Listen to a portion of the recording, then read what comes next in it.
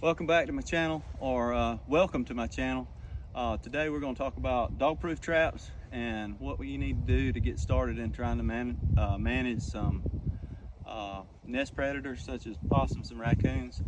There's a lot of people that are, since it's turkeys for tomorrow or save the poult, there's a lot of people getting into this, and there's some things that you need to keep in mind, especially in the state of Georgia, to stay legal. Of course, there's really not much difference in any of these traps. So this is a dog proof. The reason it's called a dog proof is most canines can't get their paw down in here and get caught. In the state of Georgia, to stay legal, you need a valid Georgia trapper's license. For landowners, if you own the property you're on and you're just trapping the property you own, the trapper's license is free. Now, if you're going to a lease or anybody else's property and trapping, you have to have a commercial trapper's license, which is $45, and you can get it online or you can go by your local DNR office to get it. Other things, state law requires us to check traps every 24 hours. So it may not be convenient, but you're going to have to get out there because the Department of Natural Resources doesn't like us doing unethical acts and not checking traps every 24 hours. Also, you have to carry a catch pole with you while you're checking traps.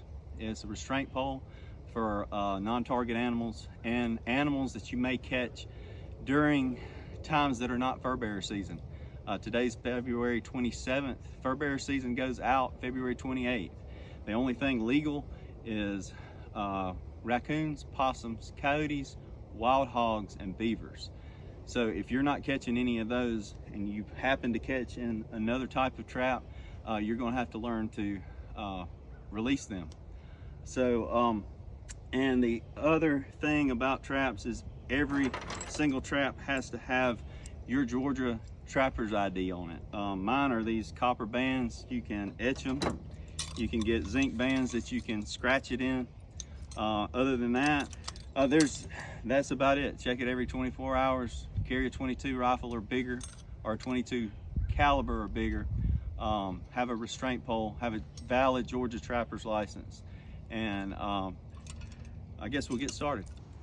One of the main places you see everybody setting is close to the feeder, because most of the time you're running your cameras and you're feeding deer feed, and that's where you're seeing most of your raccoons. It's a prime place to set. If you don't have any ideas where to set traps, that's a good place to start. One thing to keep in mind though, there's two ways to secure this trap. You can get you a cable and dally it off with a little loop to something, and we're going to do that against a tree in just a little bit. I use wolf fang anchors. They're disposable, and you want to keep this trap as far as that raccoon can reach. So right now he could reach that leg of that feeder, so you want to back it up just a little bit more, and your anchor can actually go in right here, so he can't tear anything up in the process. So what we're going to do is we're going to take this anchor. This cable is down below the level of dirt, so if anybody wants to plow it later, it's not going to hang up on anything, a bush hog, and you're not going to hit it with a lawnmower or anything else that you're going to be around here, and it won't be in the way. It's disposable. You can tuck it down in the ground, and eventually the cable is going to rust and it's going to go away. So.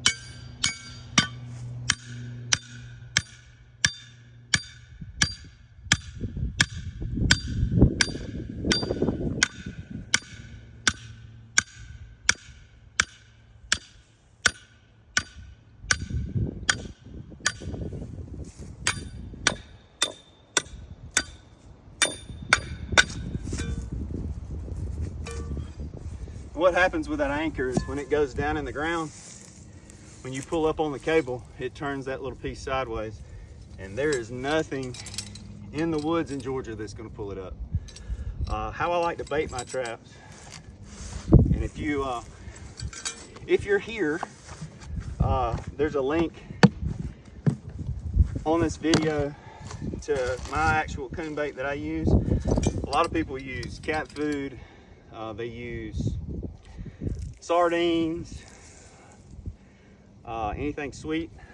Marshmallows work really good. The thing about marshmallows is you need some kind of trailing scent to get him to focus on that trap.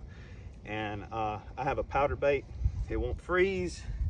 The only thing that'll get in it is ants. Raccoons don't care anything about ants, so if you're running these traps, you don't want to come out here one day and that trap be smelling of dead sardines. So put that trap in like that, and then we're going to take just a little bit of this bait, which has all kinds of candy and cookies and M&Ms. We're going to just barely cover up our trigger, and then we're going to throw just a little trailing scent out this way and that way. That way when that coon comes in, he's kind of channeled into that trap. Another highly productive area for raccoon trapping is along your waterways. In this case, we have a river that runs along the back of this property, and what we're going to do is just set on a high traffic area. You can see where all the animals are using the trails. You could set on creeks, culverts that go under the road, set beside those, and you want to find yourself a pretty sturdy tree, big enough that that joker is not going to chew through it. Like this little tree right here, I wouldn't choose that as an anchor point. And then what we're going to do is just pass our trap through the loop that's on one end. I have the cable attached to my Sleep Easy clip right here, and these are Diablo traps. They have a clean out trap at the bottom, and I already put my marshmallow in there. What you're going to do is set this trap like so, and we're just going to put a little trailing scent, this powder bait in it, and we're actually just going to throw it out here in the trail so that as he's walking through here, he picks up on it and it kind of funnels him into our trap. Just finished up a 24-hour check on 44 dog proofs. I think we ended up with 6 raccoons and 2 possums.